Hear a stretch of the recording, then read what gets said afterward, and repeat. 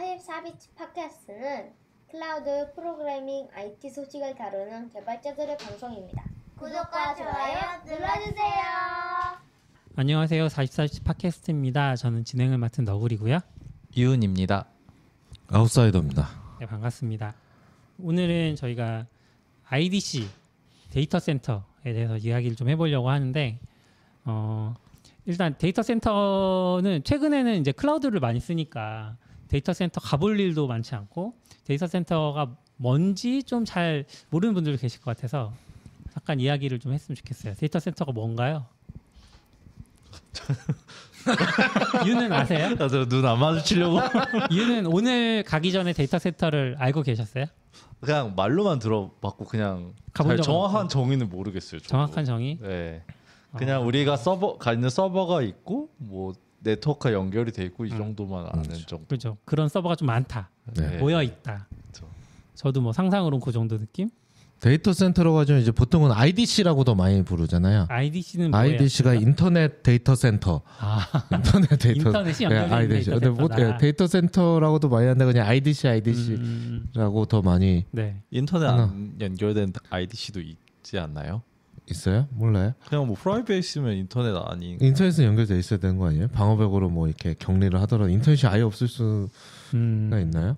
인터넷이 안 돼 있으면 네. 아마 이제 그냥 사내 격리망에서 운영하는 데이터 센터 그런 건 그렇죠. 있을 수 있겠다는 생각이 드네요. 일반적으로 생각하면 이제 보통 작은 회사 같은 경우 뭐 요즘은 그런 회사 별로 없지만 이제 서버실이라고 해서 원래 사실 이제 이런 것도 아예 모르시는 분들은 어려울 수 있는데 사실 서버라는 게 그냥 컴퓨터잖아요. 우리 맥북, 노트북 네. 이거랑 사실 네. 크게 원리상 다를 거 없는 그쵸.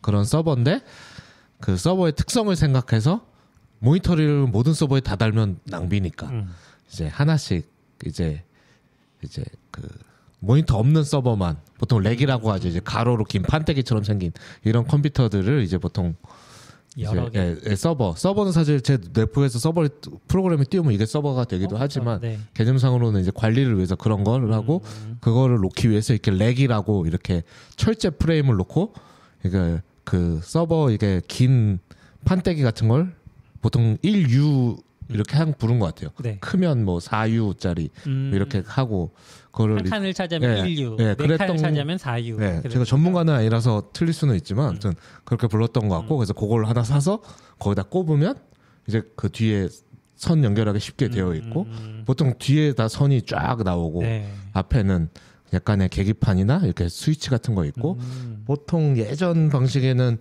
그렇게 한 컨테이너 하나를 렉이라고 그러는데 렉 여러 개나 렉 하나에 모니터가 하나씩만 달려있던 것 같아요. 그래서 이렇게 딱 꺼내서 KVM 스위치 같은 걸로 바꾸고 내 거 뭐 서버 안 된다 그러면 회사에 서버실이 있으니까 서버실 들어가서 거기서 리부팅을 하거나 로그를 보거나 뭐 이렇게 뭐 작업을 했던 것 같고 그러면 모니터는 내가 뭐 2번 서버를 보고 싶어 하면 2번이랑 연결하고 네, 뭐 KVM 스위치가 다 바꾸고, 있어서 이제 스위치가 바꿔서 있어서. 예, 모니터는 한 대만 있고 네. 그런 식으로 많이 했고 이제 그것도 이제 결국은 컴퓨터가 사실 우리가 막 써서 그렇지 세심한 주의가 필요하니까 사실 잘 고장 나잖아요. 네. 보통 서버실은 이제 온도 조절도 에어컨 넣어서 하고 이제 뭐 잘하면 뭐 이렇게 불도 안 나게 하고 불 났을 때 소화기를 뿌릴 수는 없으니까 그렇죠.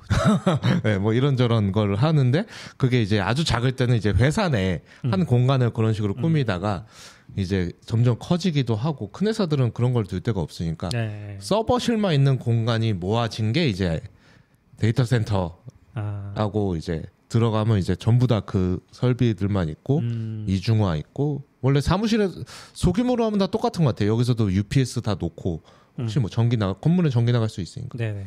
예전에 우리 방송에서도 한투였나 비 와서 서버실 날라간 맞아요, 얘기 했던 맞아요. 것 같은데 이제 그런 문제를 훨씬 더 보호하기 위해서 아예 전문적으로 그것만 하는 거를 따로 건물로 지어서 한 게 데이터 센터라고 보죠. 이중화 얘기하시니까 기억나는 게 우리가 얘기했던 IDC 중에 가장 유명한 IDC는 카카오 사태 때 아, 네. 카카오톡 터졌을 때 그때도 이제 IDC에 불이 나서 그렇죠. 발생했던 일이긴 했죠. 아, 그걸 생각하면 되겠네요. 아, 그게 IDC 데이터 센터다. 맞습니다. 데이터 센터 근데 더 그냥 개념적으로는 네. 인터넷과 연결된 데이터를 모아두는 시설이래요. 그게 정의인데 데이터를 모아두려면은 서버도 필요하고 뭐 디스크도 필요하고 이런 네트워크 장비도 필요하고 그런 기기들 그 데이터를 모으기 위한 기기들이 모여 있는 곳 특수 시설이라고 생각하시면은 네. 가장 좋은 것 같아요. 되게 복합적이니까. 유는 뭐 데이터 센터 많이 가보셨어요? 전 개발자 생활하면서 네. 3번 정도. 많이 가보셨다. 많이 가보셨네요. 왜 무슨 일로 가요? 왜 가요? 첫 번째는 저희 회사에서 사용하는 그 GPU 워크스테이션을 네. 원래 사무실에 놓고 썼는데 이게 너무 시끄럽고 그리고 파워가 점점 그 일반 저희 사무실에서 쓰는 전기로는 약간 부족한 상황이 됐거든요. 그 더 GPU를 넣으려면 네. 그래가지고 IDC에 넣어야 된다 그래서 거기에 쓰는 GPU는 우리가 일반적으로 게이밍 GPU라고 하는 뭐 3060 이런 수준이 아니에요? 그거보다 더 좋은 GPU였던 것 같아요. 예. 그리고 걔가 또 열이 많이 나서 네. 공랭을 했는데 너무 시끄러워가지고 사무실에 놓고 쓸 수가 없었거든요. 네. 약간 거의 진짜 그 비행기 날아가는 소리 수준으로 소리가 나서서 그걸 이제 도저히 사무 공간에 넣을 수 없어서 IDC를 임대해가지고 갖다 넣었는데 네. ML 엔지니어도 한번 가야 될 것 같다 그래서 제가 갔고 그리고 오늘 얘기할 또 그 이벤트로 간 거. 3번이라고 하셨는데. 그 앞에 걸 2번 두 번 가요. 그랬구나. 네. 그러면 뭔가 그 설치할 때 한번 가고 문제가 생겨서 한번 가셨던 거예요? 2번 설치하러 갔던 것 같아요. 2번. 네. 뭐 확장하려고 또 네, 한번 맞아요. 가고. 네. 그러면 그때는 어떤 경험을 하셨나요? 그때 제가 간 IDC는 근데 이거 네. 제가 이번에 사실 이번 주 화요일에 간 게 IDC고 네. 지난번에 갔던 거는 그걸 전산실? IDC라고 말하니까 거기 네. 너무 작다고 거기 전산실 수준이라고 좀 그렇게 말하긴 하셨었어요. 제가 첫 번째로 간 거는 그 코엑스 안에 무역센터 안에 있는 거기도 전산 건물이었고 저희가 렉을 하나 큰 거를 다 임대해서 썼거든요. 네. 그래서 되게 여러 회사의 렉이 있었어요. 거기도. 아싸님도 가보신 적 있어요? 아니요, 저는 이번에 간 게 처음이었어요. 네. 네. 데이터 센터 유명한 데가 몇 개 있잖아요. 가산에 있나요? 가산에 몇 개 있는데 저도 뭐 데이터 센터 쓰는 네. 그게 없었어서 사실 잘 기억은 안 나는 것 같아요. 유명한 건 네이버 각 유명한 춘천에 있는 거. 네. 춘천에. 이런 평촌에 있다 그랬나? 예. 그리고 클라우드 시대가 되면서는 이제 회사 하나가 데이터 센터를 막 지어버리는, 그렇죠? AWS가 막 데이터 센터를 지으면서 막 하기도 하고. 맞아요. 클라우드 시대가 오면서 네. 우리가 IDC를 물리적으로 방문하는 게 없어진 것도 있는 것 필요 같아요. 없죠. 그렇죠. 네. 예. 굳이. 그리고 전에는 IDC가 쓰는 회사들도 IDC 보통 있는 사람들이나 이게 우리 회사 사람이죠. 큰 회사를 다니면 그렇죠. 거기에 이제 SE 분들이 있고 그러니까 사실 뭐 연락도 하고 저도 예전에 일하면 뭐 1번 서버 스위치에서 빼주세요 뭐 이런 거 했을 때 정확히 어디 있었는지 모르지만 그 사람들이 그런 쪽에 있던 담당자들이나 아마 카카오도 네. 그런 쪽에 상주하는 인력들이 있을 테고 그럴 텐데 클라우드를 쓰니까 사실 뭐 그럴 일이 없죠. 그냥 API로 왔다 갔다 하고 그렇죠. 뭐 어딘지 관심 없고. 저 옛날에 생각해 보면 그 IDC를 썼었는데 옛날 회사에서, 근데 IDC에서 이제 2개 서버가 있는데 1번을 뭔가의 이유로 재부팅을 해달라 그랬어요. 근데 거기 담당 엔지니어가 잘못해서 2번을 리부팅 하신 거예요. 근데 그게 그 하나가 메인이고 하나가 레플리카였거든요. 근데 메인이 문제가 생겨서 리플리카가 생겨서 얘를 리셋했어야 되는데 메인을 리셋한 거죠. 그러면서 이제 난리가 났던 경험이 한 번 있고, 그런 일도 있구나. 엄청 관리가 잘 되는 곳이라고 알고 있는데도 그런 일이 있더라고요. 장애 대응 훈련. 훈련?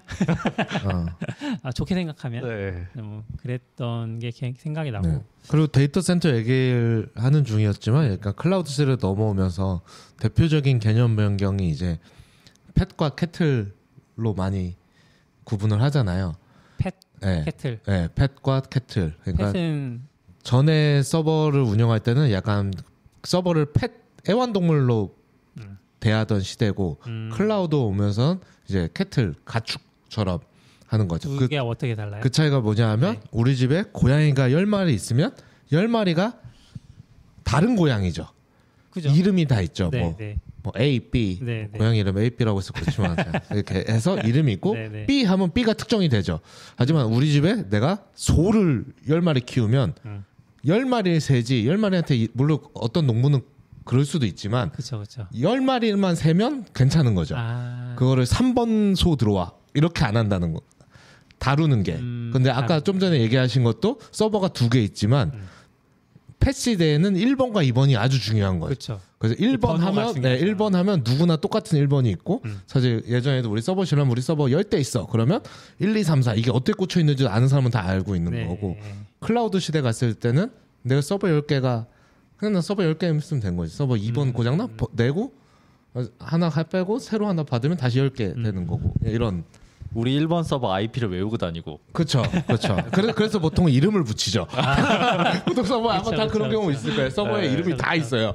네, 좀 시대에 뒤떨어진 그런 감수성 부족한 이름도 있었지만 예전에는 이름을 보통 뭐 다 스타워즈에 나오는 등장인물 뭐 자기 좋아하는거나 뭐 네. 그런 거 영화 제목으로 붙이거나 영화 도시 제목 이름 붙이기도 붙이거나 맞아요. 뭐 로스앤젤레스 들어가봐 막 이런 거 이렇게 하고 했죠. 근데 요즘은 우리 그렇게 하지 않죠. 네. 네. 그 시절에는 뭐 예를 들면 피터라고 이름을 붙였는데 피터 좀 죽여 뭐 이런 거 그렇죠. 그러면 옆 사람 놀랐겠다. 그런 일도 있었죠. 맞아. 근데 그런 시대. 네. 클라우드는 그 CDC라고 부른대요. 클라우드 데이터 센터. 클라우드 컴퓨팅을 위한 데이터 센터는 IDC라고 안 하고 CDC라고 하는 CDC? 건가 보네요. 오, 조금 다르군요 이름이.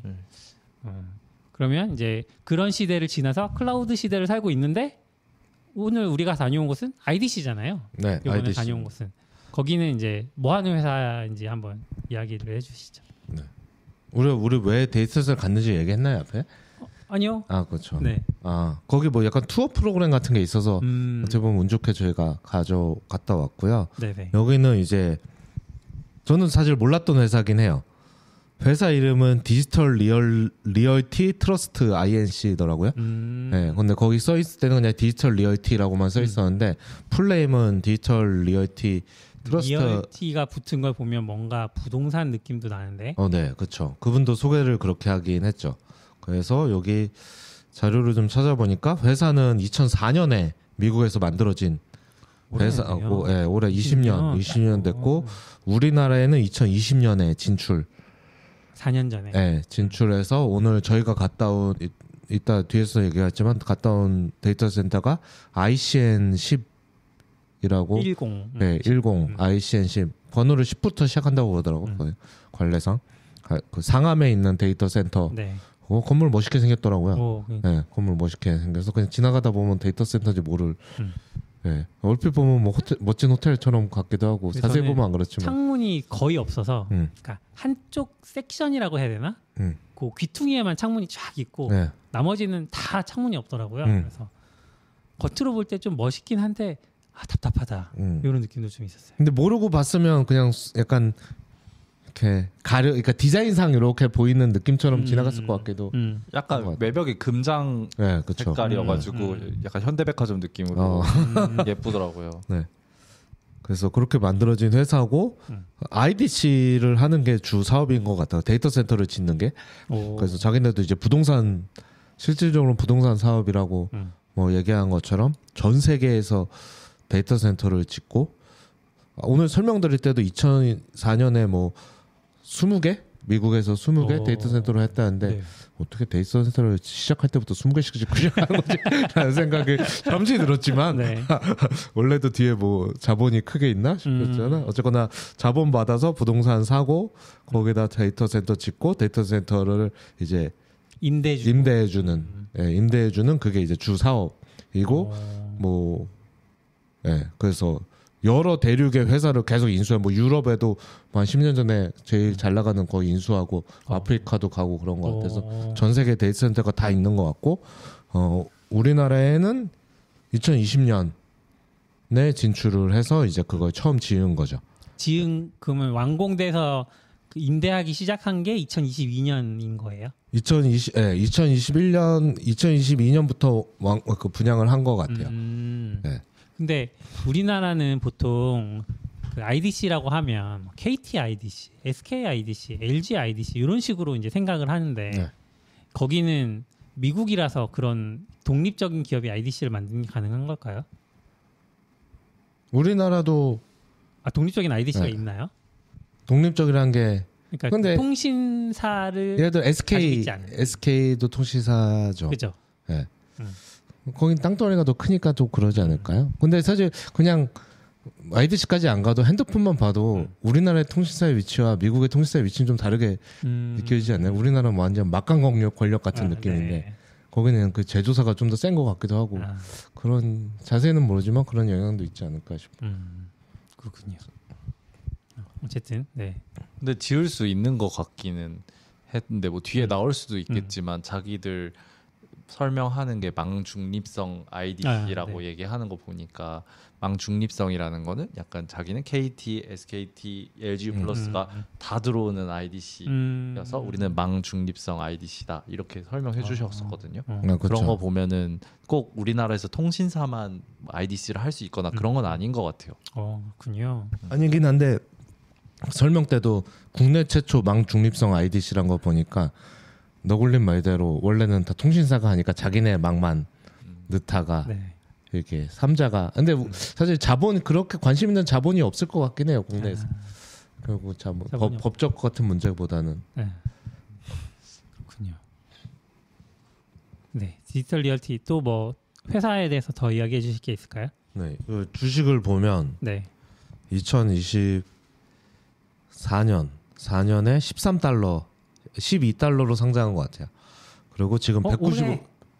2020년, 2004년, 그러니까 상장 때, 네. 상장했을 때, 시작할 때. 네. 네. 그럼 회사는 이 전에 있었나? 시작하자마자 상장을 하지 않았을 것 같은데. 그러게요. 그러게요. 아무튼 20년 12달러였는데, 12달러. 네, 지금 195달러. 195달러. 네. 와. 나름 거의 20배까지 올라가는 중이네요. 나름 우상향하는 지금 올타임 하이입니다. 근데 이게 한번 쭉 들어가잖아요. 이거 IT 윈터 때겠죠? 그렇겠죠? 그럴 것 2023년? 네, 그렇네요. 네, 코로나 기간. 아, 이때 들어갔어야 되는데. 아, 2배인데 2배. 좋다. 근데 IDC를 이렇게 많이 쓰나요? 많이 쓰죠. 클라우드 시대인데 클라우드 시대니까 더 많이 쓰는 거 아니에요? 어째서 그렇죠?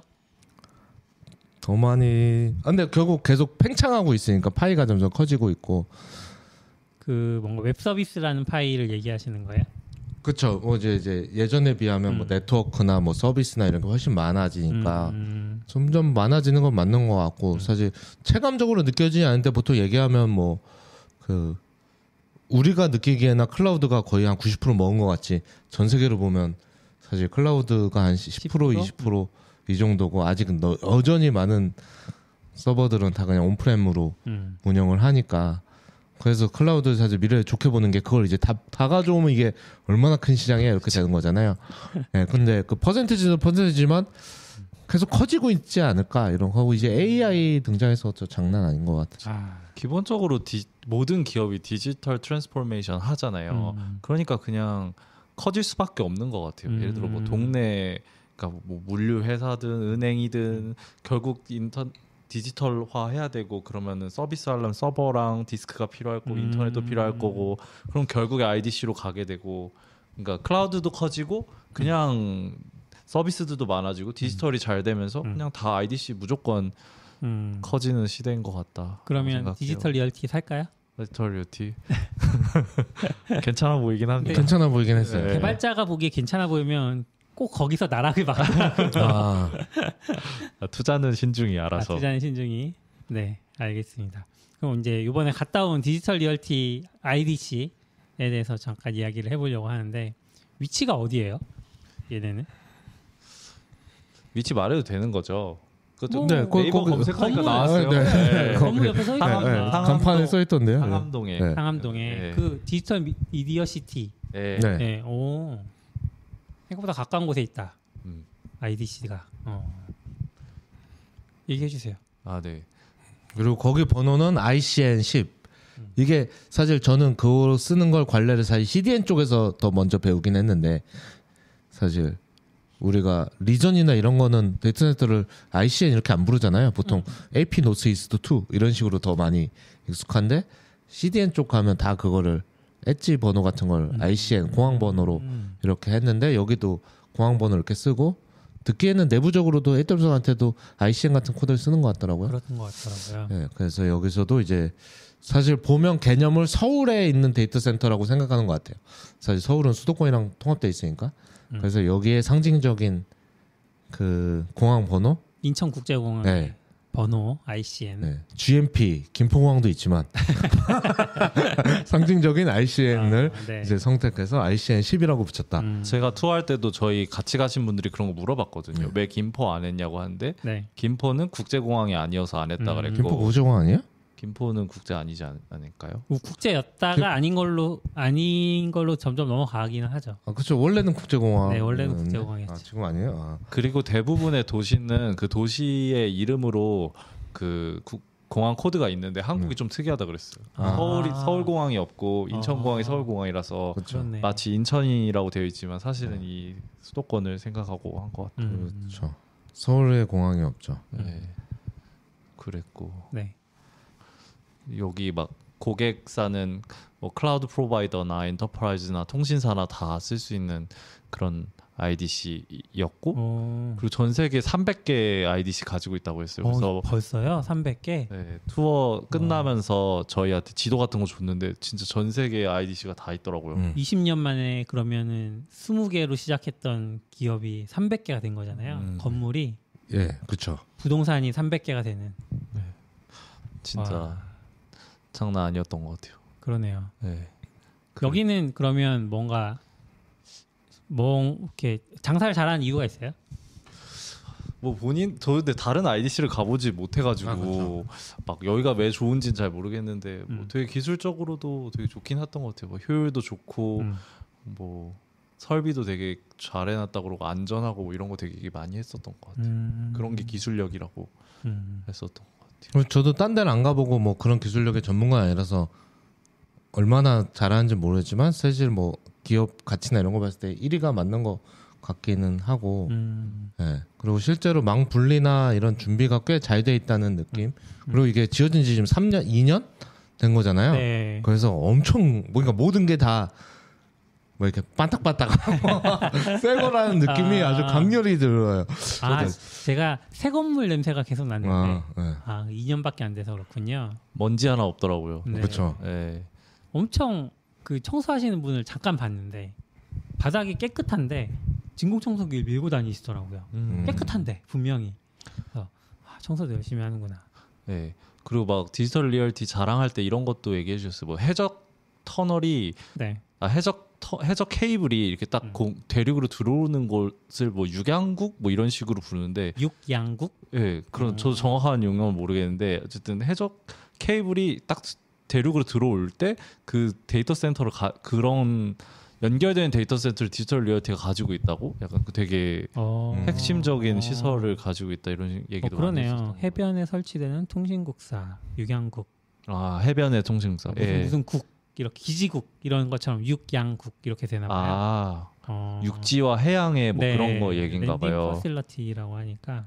그러니까 약간 통신이 흘러다니는 것 중에 네. 데이터 센터 중에 되게 핵심적인 거를 디지털 리얼티 가지고 있는 거죠. 그래서 그냥 동네 흔한 IDC 정도는 아닌 것 같다라는 생각을 했었던 것 같아요. 그래서 네.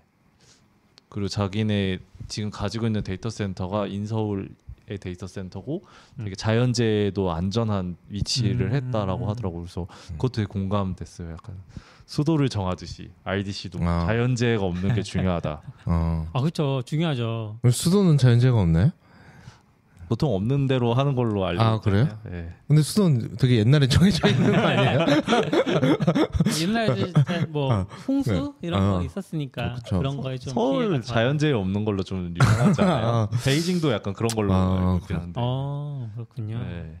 근데 전 오늘 아침에 들어가면서 좀 느꼈던 게 보안이 엄청 깐깐하더라고요.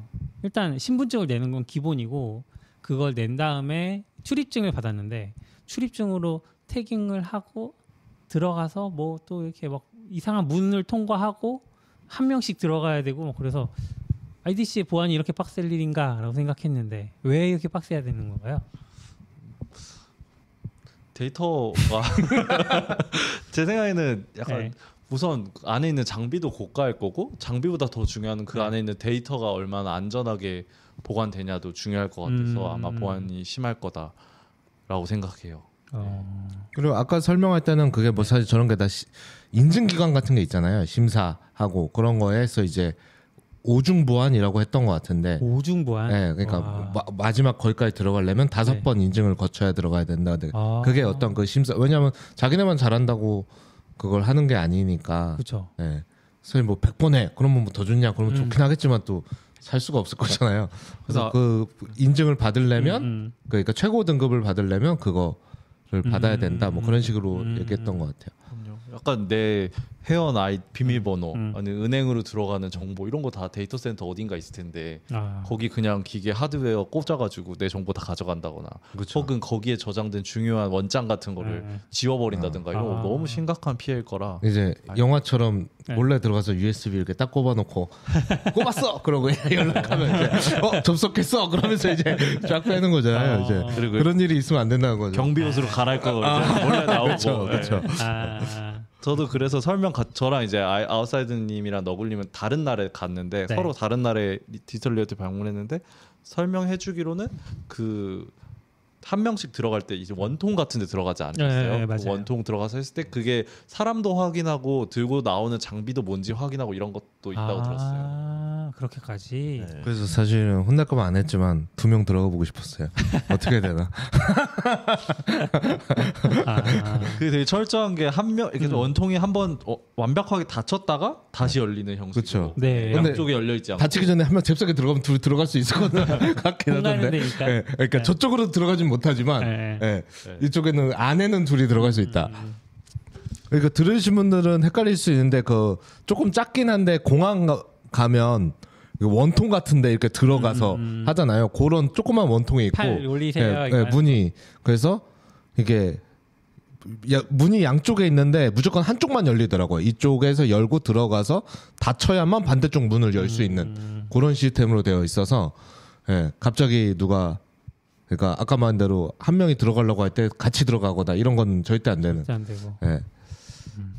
보안이 굉장히 엄격하겠네요. 그렇게 보면. 네. 그리고 제가 설명 들은 거는 이제 디지털 리얼티가 그 땅을 사가지고 그때 건물에 IDC를 짓고 이제 팔거나 그런 것도 했었는데 이제는 건물 소유하고 내 건물에서 이제 IDC를 운영하기 때문에 약간 새로운 고객이 와서 뭔가 커스터마이제이션, IDC 커스터마이제이션 하고 싶을 수 있잖아요. 우리 렉은 어떻게 설치해줘, 그쵸. 어떤 구조. 근데 그거를 자기들은 좀 자유롭게 할 수 있다. 왜냐면 우리 건물이 우리 거니까. 예를 들어 내가 임대받아서 IDC를 운영하면 건물을 마음대로 수정할 수가 없잖아요. 그런 것도 자기들 자랑이라고 얘기해줬던 것 같아요. 그래서 층고가 오늘 가니까. 중고가 엄청 엄청 높더라고요. 높더라고요. 네. 맞아요. 근데 층고가 매 층마다 그러면. 체감은 한 5m? 뭐 그죠, 이런. 그죠. 제가 설명 들은 건 5.6m 와. 이중마루. 하중도 되게 많이 버틸 수 있는 그런 특수한 장비라고 했어요. 그렇군요. 근데 들어가 보니까 좀 이해되긴 했어요. 그 약간 이제 렉이 있고 렉은 보통 사람 한 2m 달라나요? 사람 키 그래도 닿을 정도에 이렇게 있는데 그 위에가 왜 이렇게 높지? 사실 렉이 5m가 되면 서브를 꽂을 수가 없잖아요. 그렇죠. 이런 점 생각하면 그렇긴 한데 이제 배선이나 모든 게 다 천장으로 가더라고요. 근데 보통 우리 일반적으로 사무실은 바닥으로 많이 가는데 그쵸. 바닥은 수리하거나 바꾸려면 너무 빡세잖아요. 바닥을 뜯고 바닥에 뭘 올려놨는데 그래서 사실 천장이 훨씬 그러네요. 여러 가지로 유연한 것 같아요. 뭐 선 교체하거나 할 때도 렉은 그냥 다 있는 상태에서도 할 수 있고 그런 게 아닐까? 제가 봤는데 바닥도 이제 약간 떠 있긴 했었어요. 바닥으로도 뭐가 돌아다닐 수 있게 떠 있긴 했는데 어쨌든 선은 다 위로 다니더라고요. 네, 바닥은 공기밖에 안 공기밖에 다니는데. 네. 네. 그래서 제가 설명 들은 거는 그런 구조가 위에서 전기랑 데이터 하는 게 공기 흐름상 더 좋다고 막 그런 설명하더라고요. 공기 흐름상도. 네, 저 정확하게 이해를 못했어요. 뭐 차가운 공기가 밑으로 가고 막 이런 거 말하는 건지. 그렇죠. 차가운 공기 밑으로 가죠. 네. 뜨거운 공기 위로 가고. 그것 때문에 그런 건가요? 그럴 수도 그런 영향도 있지 않을까요? 네. 결국은 다 이렇게 식혀야 되는 거니까. 그랬어요. 그리고 뭐 AI 들어가면은 그 지난번에 예전에 우리 사비치에서도 얘기했었는데 엔비디아 블랙웰 그 새로운 맥스웰 말고 블랙웰. 새로운 제너레이션 GPU 나오면 네. 그게 요구하는 게 렉당 120kW를 요구한다고 하거든요. 근데 이게 높은지 잘 감이 안 올 수 있는데 네. 보통 기존 애가 20kW 정도라고 하는데 그렇죠. 얘는 120kW를 요구한다고 하더라고요. 그래서 6배. 예. 근데 이거를 하려면 이제 그 전기의 파워도 파워인데 이 냉각을 잘 해주는 게 되게 중요한데 네. 그 냉각을 할 때 또 순냉이 중요하다고 하더라고요. 아. 그러니까 공냉으로는 할 수가 없어서 공냉 순냉 다 섞어가지고 막 이렇게 하는 건데 그 IDC 중에 이 순냉이 되는 IDC가 또 흔하지 않은가 봐요. 기존의 전통의 IDC들은 다 공냉인데 여기에 또 디지털 리얼티는 그 엔비디아 협력사 그런 걸로도 돼 있는 엔비디아가 인증한 무슨 그 데이터 센터로 돼 있는데 그래서 순행까지 가능하게 그 설계가 돼 있더라고요. 오. 인천 ICN 10은 그것도 엄청 인상 깊었어요. 보시지 않았어요? 그 천장으로 배수 파이프 돌아다니는 거. 파이프가 있는지 못 봤는데. 그건 저는 못 보고. 그냥 엔비디아 홈페이지에 자기네 이름 있다고 그거 보여주셨어요. 맞아요. 네. 예. 그래서 저 와트 수가 보통 우리가 데스크탑 맞추면 네. 진짜 에어 서플라이 그 파워 서플라이 네. 좋은 거 넣으면 한 1000? 그러니까 그쵸. 1K죠. 1K면 그 되게 좋은 거. 보통 뭐 500에서 750 이런 거 그쵸. 많이 달고 1K인데 렉당 20K면 그런 게 이제 20개까지 커버가 가능한 거고 120개면 120kW면 엄청 많긴 하네요. 그래서 이런 걸 할 수 있는 데이터 센터를 AI ready 된 데이터 센터라고 표현하는데 좀 공감 가는 게 예를 들어 우리 회사가 그 블랙웰 칩을 렉을 샀어요. 엄청 좋은 거를. 근데 끼우려고 보는데 일반 IDC는 안 되는 거죠. 이렇게 순행도 되고 파워도 좋고 하중도 잘 버티고 이런 IDC를 찾아서 해야지 AI 그 컴퓨팅을 돌릴 수 있는 거니까 아 이런 게 세상이 또 바뀌는구나. 왜 이런 데가 중요하구나 하는 걸 좀 느꼈던 것 같긴 해요. 네. 그러네요. 그래서 재밌었어요. 저는 이제 머신러닝 엔지니어니까 네. AI 얘기가 나오니까 너무 흥미로워가지고 그 담당자한테 가서 막 물어보고 링크드인 신추도 걸고 막. 아 그래요? 네. 그리고 설명에 가용성 99.999% 무중단 유지 보수 그리고 티어 3라는 용어 쓰는데 티어 썼거든요. 네. 근데 가용성 99.999면은 5-9 저거는 거의 1년에 거의 몇 분 안 다운되는 거 아니에요? 그렇죠. 저거도 꽤 될걸요? 아 그래요? 네. 5-9이면 근데 IDC는 5-9 될 것 같은데 한번 계산해 볼까요? 네, 계산 부탁드려요.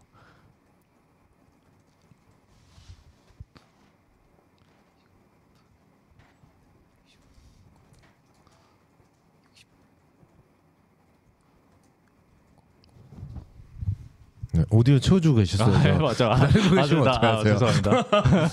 그래서 가용성이 엄청 대단한. 근데 이거 뭐, 예. 그래도 자랑으로 넣어둔 거니까 좋은 거 아니에요? 5분이네요. 아, 5-9이면 요거 이제 5-9 이렇게 부르잖아요. 99.99면 4-9, 5-9이면 이제 5분이네. 1년에 5분.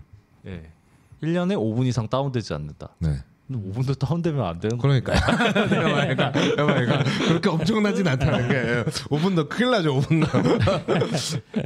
하지만 이제 보통 하나만 넣진 않으니까 여러 대로 생각하면은 또 줄어들죠. 그리고 5단계 보안 절차 이런 거 있었는데 보안 그 데이터 센터 진입까지 5번의 보안 절차가 네. 있다. 저는 뭐 했고 그 보안 절차 한 거와 상관없이 이제 지하실에 지하실인가 아닌가 1층에 그 차 들어오는 네. 그러니까 서버 들어오는, 네. 그 공간이랑 서버 들어와서 서버 내릴 때 그 서버 그러니까 그 트럭 위치까지 그 밑에 있는 바닥에 쭉 올라가서 서버가 안전하게 내릴 수 있게 하는 거랑 그다음에 그게 오면 옆에서 포장 뜯는 곳 언박싱 공간이 있고 언박싱 공간 옆에 다시 서버 이제 콘솔로 들어가서 설치하는 곳 또 있고 막 그런 공간들이 있는데 그게 또 되게 뭐라 그럴까 체계적이더라고요. 그래서 좀 인상적이었어요. 네. 그래서 그런 것도 보안이 잘 되어 있구나. 네, 저도 이거 최첨단이구나라고 느낀 게 그런 거.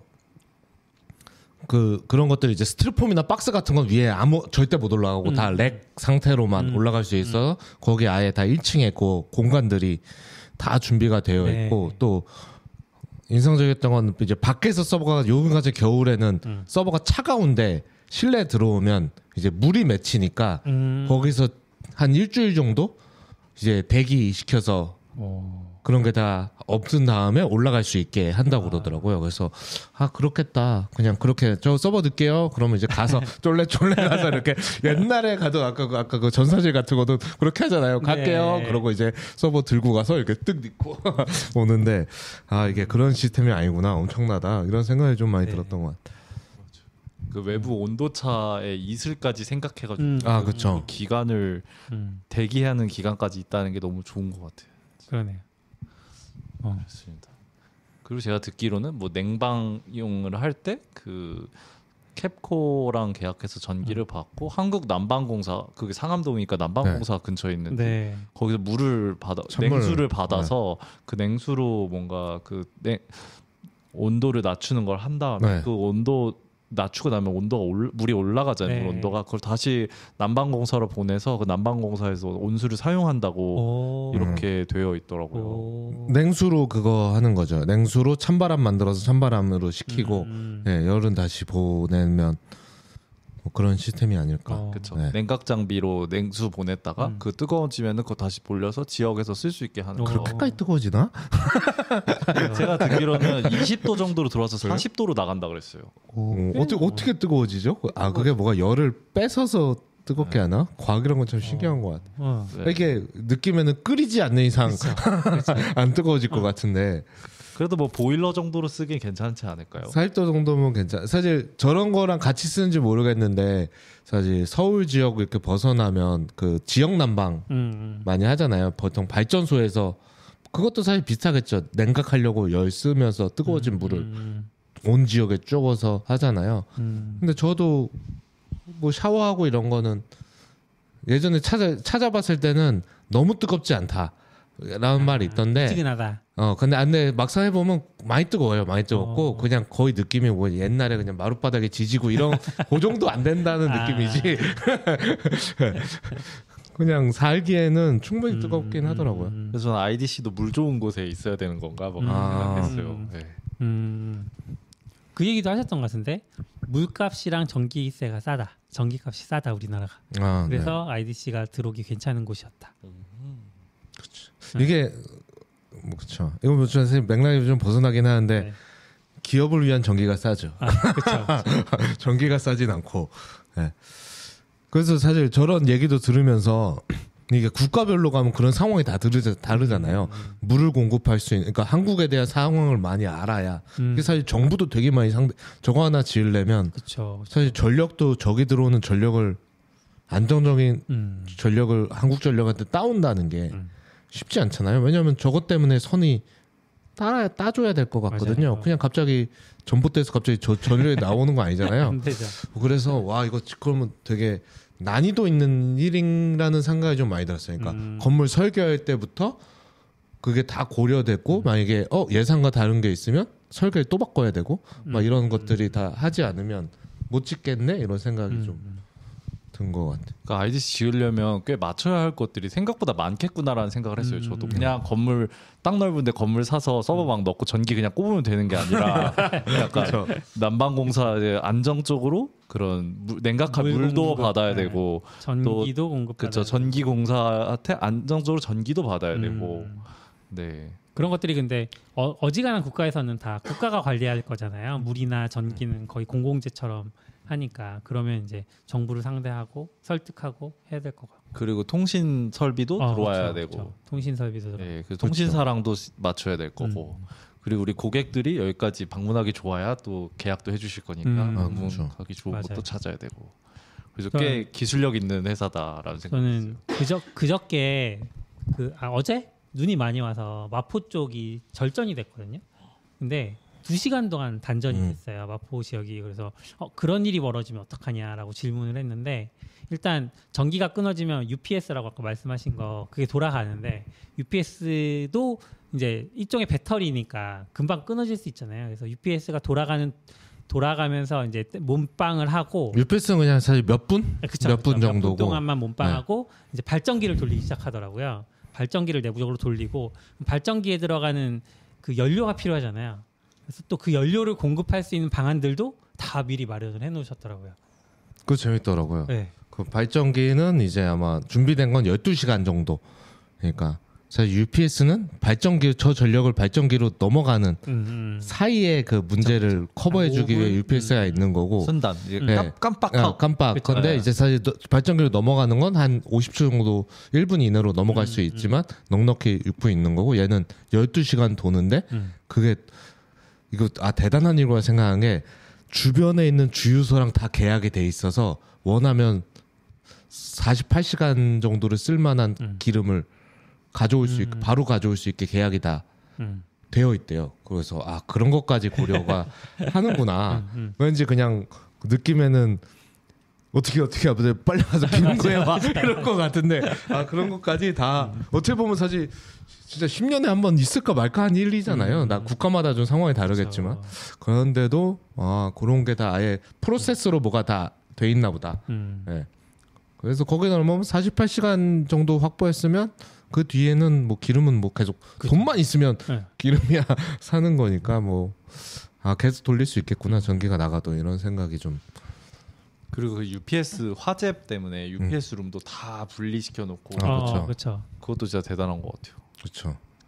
그러면서 뭐 질문을 많이 받아서 그렇다고 하긴 했지만 이제 카카오가 있던 SK 센터는 같이 있었기 때문에 둘이 같이 불타면서 UPS랑 배터리랑 같이 있다 그랬나? 배터리랑 뭐 같이 있어서 둘 다 문제가 같이 불탈 때 그 위에 또 전원선이 지나가서 걔네도 불이 타고 그랬는데 자기들은 전원선은 따로 가고 UPS랑 배터리가 별도로 있고 그럼 UPS가 불이 났을 때 뭘로 끌 거냐라고 하면 또 화재 진압용 가스가 있더라고요.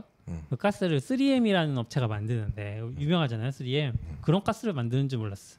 그런 그렇죠. 가스를 또 채우면 일종의 그 이제 산소 차단 같은 효과가 되나 봐요. 그래서 이제 불이 꺼지고 뭐 이런. 그렇죠. 거기다 물을 부을 수 없으니까. 네. 저는 약간 영화 테넷이 생각났어요. 테넷 보면 안 봤습니다. 그래? 테넷 보면 이제 거기서 이렇게 공기는 사실 진공 상태로 만들긴 하는데, 그러니까 저렇게 네. 물을 하거나 소화기를 할 수 없는 데서는 가스 같은 걸로 쓰는 것 같아요. 그 저는 화재 진압을. 무슨 천사악마였나? 뭐 하여튼 그런 약간 음모론을 다루는 영화였는데 도서관이 그런 식으로 돼 있는 거예요. 엄청 중요한 고서가 저장되어 있는데 거기에 만약 불이 나면 훅 해서 바람을 빼내가지고 진공 상태를 만드는 거죠. 그 영역만, 나머지 영역 말고 그 고서가 보관된 영역만. 근데 이제 그런 일이 있으면 이제 항상 알람이 울리면서 사람들 보고 대피하라고 하잖아요. 근데 이제 영화니까 사람들 보고 대피하라고 했지만 사람이 대피를 못하죠. 그런 일이 꼭 벌어지고 그 상상을 계속 했어요. 거기서 막 그런 가스가 나오고 거기도 팻말이 써 있거든요. 가스가 나올 때는 사람이 있으면 안 된다라고 이제 안전 표지판이 있는데 그래. 하지만 꼭 저런 곳에 사람이 갇히더라 이런 생각이 막 하면서 좀 재미있게 봤어요. 맞죠. 그리고 또 온습도 유지하는 거 그것도 약간 그 뭔가 그 규격이 있나 봐요. 그래서 무슨 애쉬의 클래스 A1 유지 뭐 이런 게 있어서 그 장비의 온도와 습도를 항상 일정하게 유지할 수 있는 것도 어느 정도로 유지해요?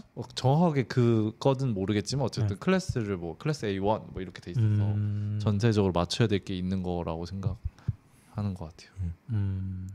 그리고 사실 저도 다른 데이터센터 많이 안 가봐서 얘기만 듣고 하는데 뭐 그분 설명은 사실 그런 의미로 했던 것 같은데 옛날 데이터센터는 이제 좀 추웠는데 온도를 뭐 20도 밑으로 해서 들어가 있으면 너무 추워서 오래 있지 못하거나 여름에 막 박스 깔고 거기서 잔다 막 얘기하고 그러지 않아요? 전산실 가서 그분이요? 아니면 그러니까 더울 때 예. 그랬는데 지금은 그 정도 온도로 안 한다.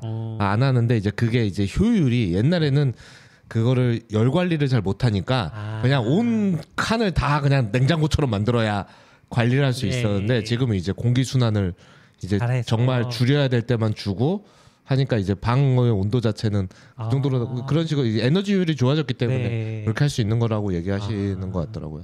그렇죠. 네. 공기가 의외로 순환이 잘 안 되는 매질이라고 하더라고요. 그래서 우리가 에어컨 틀어놓으면 온방이 금방 시원해져야 되지만 사실은 에어컨 앞에만 시원하고 그래서 막 서큘레이터 같은 거 돌려야 겨우 순환돼서 시원해지고 하는 것처럼 그런 얘기였던 것 같아요. 그렇군요. 24도 그 정도로. 지금은 온도는 잘 모르겠어요. 근데 들어갔을 때 뭐 그렇게 아니, 뭐 엄청 시원해 이런 거는 없었어요. 그냥. 저도 너무 추울까봐 네. 제가 추우면은 식도염이 생기거든요. 그래서 추울까봐 그 손난로를 들고 갔는데 안 켰어요. 아, 온습도까지. 그래서 저런 걸 다 고려하면 막 약간 또 사업하는 그 사람들 생각을 하면 네.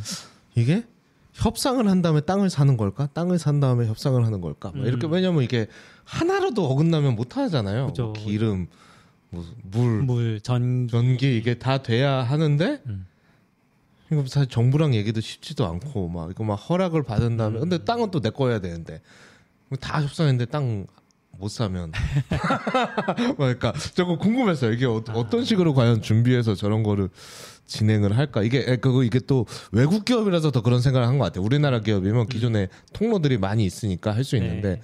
처음 들어와서 그걸 다 뚫어가지고 저 지으려면 이게 보통 일이 아니겠다 이런 생각이. 그죠. 통신만도 이중화하려면은 한 군데랑만 계약이 풀려서는 안 되고. 그렇죠. 여러 군데랑 풀려야 되고. 저는 거기 못 들어가요. 이렇게 돼버리면 그쵸, 갑자기 그쵸. 망주님이 깨질 수도 있는 거잖아요. 네. 쉽지 않은 사업이다. 또 뭐 다른 거 기억나는 거 있어요? 그 정도인 것 같습니다. 저는 저게 딴 데는 딴 분들 데이터센터 가본 것도 거기를 엄청 최첨단식이라고 하는 거 보니까 딴 데는 이런 데이터 센터 여러 번 가본 경험이 있는 분들도 네, 뭐 오늘 같이 네. 갔던 분들도 여기는 완전 최신식이라고 하고 옛날 건 제가 갔던 건 데이터센터가 아니었나 봐요. 이렇게 할 정도로 한 거 보면 최신식은 최신식 같은데 저는 그 애플 TV에 단절이라는 드라마가 있거든요. 단절. 네, 단절이라는 드라마가 있는데 거기 가면 약간 사이버틱하게 들어가면 뭐 이게 뭐 하얀색 방에 아무것도 없고 가운데 책상만 4개 있고 막 그렇게 돼 있거든요. 이제 복도에도 뭐 간판 같은 것도 없고 그러니까 방향 감각 없이 이렇게 문만 이렇게 있고 막 그런데 여기 가보니까 약간 그런 느낌이었어요. 그냥 계속 파란 문과 벽만 있고 내가 지금 한 2바퀴 돌면 내가 지금 어딜 보고 있는 건지 모르겠고 내가 지금 어딜 가고 있는 건지 잘 모르겠고 막 딱 들어가면 막 불 다 켜져 있는데 바닥 하얗고 막 쫙 그런 느낌이 그러네요. 되게 사이버틱한 느낌. 여기서 길 하나 잃어버리면 못 나가는 그 생각 좀 했던 것 같아요. 이렇게. 그러니까 약간 그러네. 층마다도 화장실 있던데 이렇게 투어니까 이렇게 다 같이 이제 그 사람이 데리고 다니는데 그냥 아무 생각 없이 모르고 화장실 갔다가 나왔는데 다 어디 갔어? 이러면 미아 되겠구나. 왜냐면 그 방마다 키 없으면 들어가지도 못하더라고요. 그쵸. 그래도 우리가 간 데는 한국이라서 건물이 좀 작죠. 작고 높죠. 네. 근데 미국 같은 데서는 땅이 넓으니까 그냥 쭉 짓는다고 했잖아요. 부지를 크게 해서 그런 데는 진짜 길 잃어버릴 것 같아요. 약간 그 미국 드라마 실리콘밸리인가 거기서 보면은 거기 IDC에서 막 서로 못 찾고 그런 장면 있잖아요. 약간 그런 느낌으로. 맞아요. 그래서 그거 있었는데 뭐 약간 고객사 중에 자기 렉에 그 들어가는 선의 색깔 같은 거 지정한다고 막 이런 거 들은 것 같아요. 네, 그래서 약간 글로벌 회사면 모든 자기가 관리하는 서버에는 어떤 색깔의 선은 무슨 의미고 막 이렇게 한다고. 그래서 색깔로도 한다 막 이런 거 들은 것 같아요. 색깔 지정도 좋네요. 그게 들었을 때 흥미로웠던 거는 약간 이제 코로케이션만 하는 회사? 그 약간 뭐 용어를 조금 다르게 거기서 설명하는 것 같은데 제가 알기로 코로케이션이라고 하면 보통 그 말대로 이제 우리 뭐 코리빙 하우스, 코워킹 하우스 이런 것처럼 이제 같은 위치에 있는 그런 거. 그래서 예전에 싼 코로케이션 서버를 하면 어떤 렉에 내 서버가 하나 들어가 있는 거죠. 인류. 저는 예전에 한 10년 전에 그런 거 사서 쓰고 하긴 했거든요. 네. 그렇게 쓰면 호스팅을 받는 게 아니라 내 그게 있고 임대형으로 코로케이션을 내 쓰고 서버를 둘 공간을 빌리는 거군요. 그쵸. 예. 그럼 내 서버 위에 뭐 중고나라 있고, 그쵸. 내 서버 밑에 같은 렉에 뭐 번개장터 다른 사람이 있을 수 있는 거죠. 그게 꼭 저 같은 사람은 개인이 썼으니까 렉 단위이지만 네. 저런 데는 렉이 아니라 한 방일 수는 있겠죠. 예, 렉은 내 거고 뭐 이럴 수는 있겠지만 어쨌거나 이제 코로케이션만 하는 그걸 빌려가지고 이제 들어가는 그런 사업만 한다는 게 좀 결국은 이제 임대업 같은 건데. 그렇죠. 예. 그 기본 초기 자금이 엄청나게 들어갈 거고 사실 저는 진짜 얼마일까가 너무 궁금했습니다. 거기 임대료. 네, 임대료. 임대료가. 여기 월세가 도대체 얼마 정도 합니까? 막 파워에 항원 항습에 그쵸. 맹방 이런 거. 아 비싸겠다. 비싸겠다. 생각했죠. 비싼데 그냥 가격은 알고 싶잖아요. 얼마인가 너무 궁금했습니다.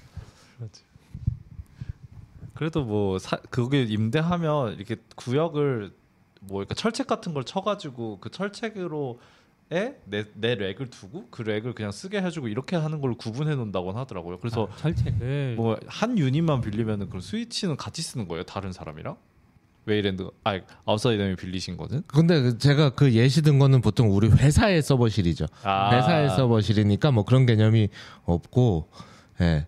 딴 데는 아마 근데 저런 데는 아마 오늘 간 데는 훨씬 규모가 커서 그런 거 안 해줄 텐데 뭐지 우리 이제 CP도 뭐 스마트 서버 그런 거 한 것처럼 그런 거 하면 리부팅 해주세요. 그러면 걔가 그런 걸 들고 가서 꼽거나 아니면 KVM으로 이렇게 해서 자기가 리부트 키보드랑 모니터 연결해서 리부팅을 할 거라서 결국은 그런 사람의 입장에서는 똑같죠. CP에 스마트 서버에 꽂아서 리부팅 하고 5만 원 청구해야지. 저도 그래서 궁금해서 물어봤거든요. 그래서 이걸 임대하면 어떻게 하면 되는 거냐. 그러니까 임대를 하시면 이 공간이 있고 거기에 이제 서버를 가져오고 서버를 이렇게 놓고 그다음에 인터넷 그 네트워크 연결하는 것까지는 거기 사람들이 해주는 거고 그 이제 장비에 이제 세팅하는 거는 이제 각 회사에서 하면 된다고 했고 그 구역은 자물쇠로 잠궈놔서 본인들만 들어갈 수 있게 해준다.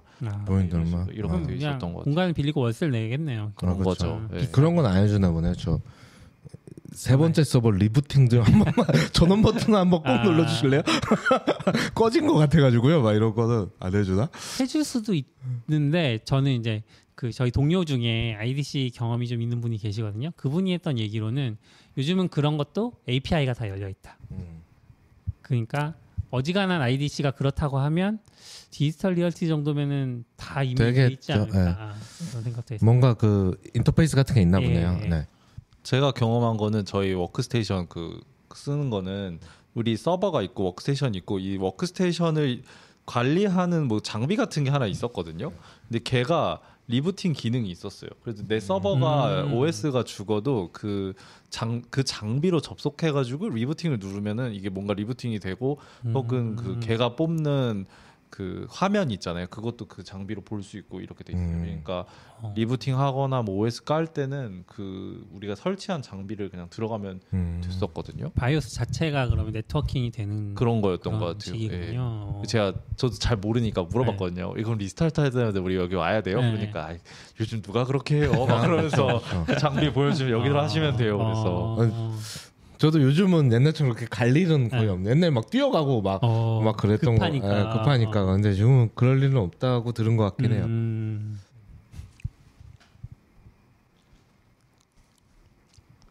네.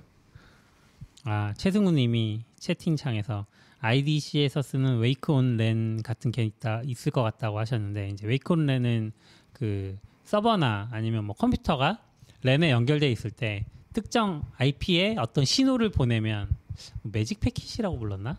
하여튼 그런 신호를 딱 보내면 얘가 컴퓨터가 탁 전원이 켜지는 그런 기능 말하는 건데 이제 지금 윤이 설명해 주신 걸로는 그거보다 훨씬 더 고도화됐죠. 웨이크온랜은 포맷은 못하니까. 그렇죠. 그렇군요. 그러면 이제 거기 안에서 어떤 식으로 돌아다니셨던 거예요? 그런 돌아다니신 얘기도 좀 해주세요. 어떤 설비들을 보셨는지.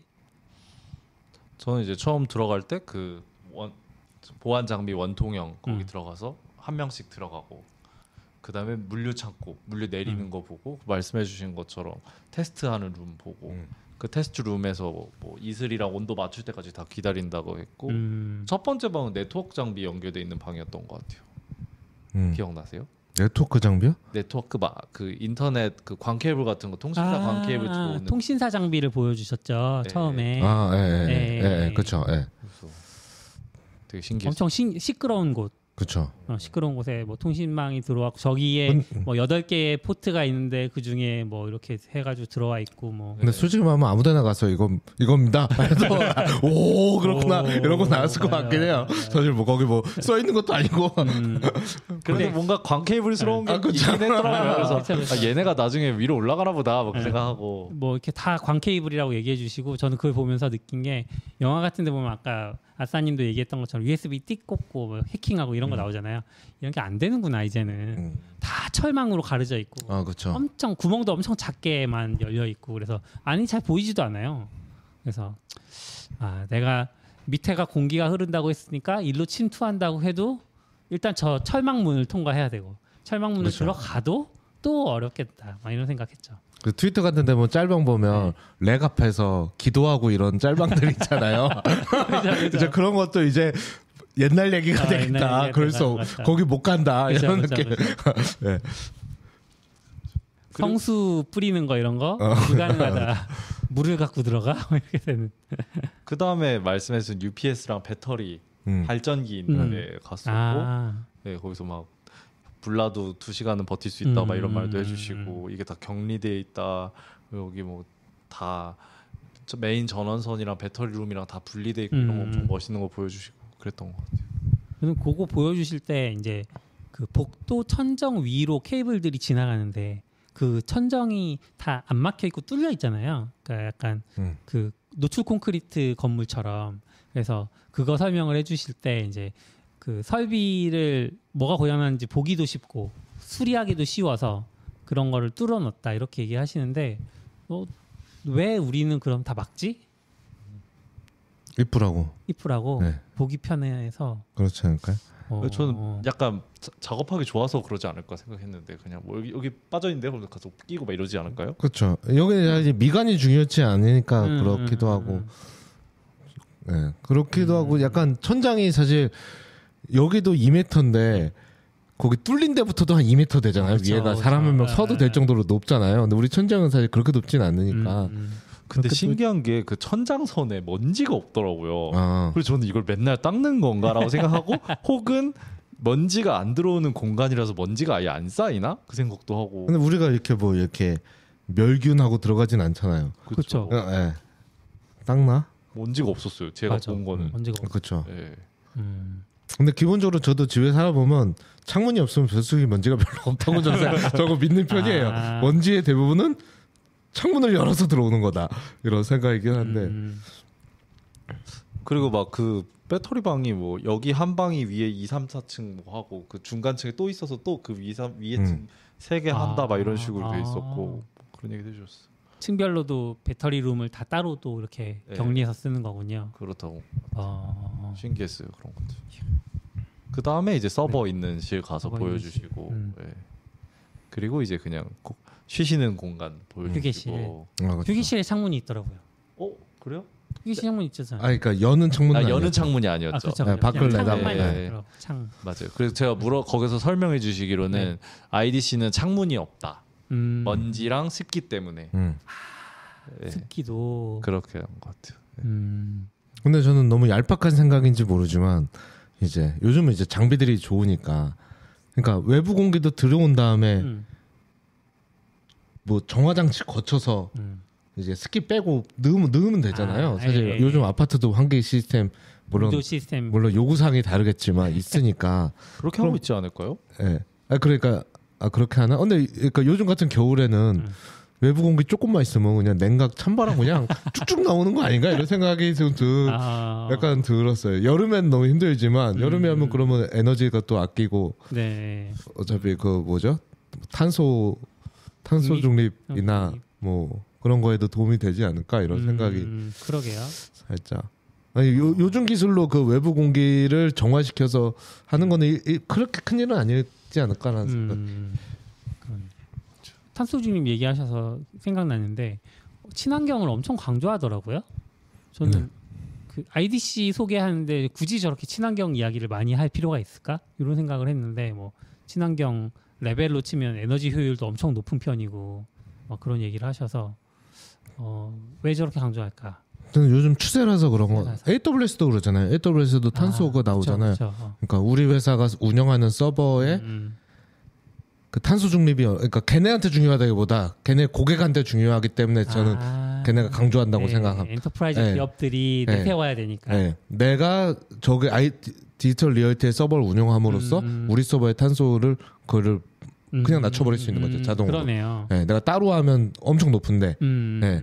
그러다 보니까 근데 요즘 뭐 사실 불경기 되니까 또 막 그 탄소 중립도 막 모든 나라 것도 막 엿가락처럼 막 기준을 막 바꾸는 것 같아서 좀 마음이 안 좋긴 한데 어쨌거나 그게 중요한 시대니까 저도 잘 들어가 보지 않은데 AWS에서 그 대시보드 본 것 같아요. 그 우리 쓰는 서버의 탄소 맞아요, 그게 있어요. 어느 카본 정도 풋프린트 되는지. 그 네. 툴이 있죠. 근데 저는 한편으로 그냥 효율만 생각하면 그 뭐지? 그냥 효율적으로 쓰면 돈 아끼는 거잖아요. 전기세 아끼는 거니까 그냥 말은 탄소 중립이고 그렇지만 사실상 경제적 이득도 있어서 그러지 않을까 그 생각 좀 했었어요. 저는 사실 경제적 이득을 얻으려면 자연을 파괴하면 아주 경제적 이득을 많이 얻을 수 있다고 생각합니다. 탄소 중립을 위해서.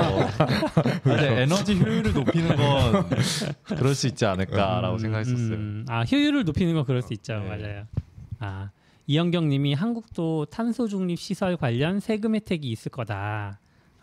그러면 이제 시설 자체로도 이득이 많이 되겠네요. 세금 혜택이 있어요. 네, 저도 있는 걸로 알고 있긴 한데 우리나라 아직 그렇게 강력해 하진 않아서 보통 제가 알기론 그 팔아먹는 걸로 많이 훨씬 더 돈을 많이 버는 걸로 알고 있어요.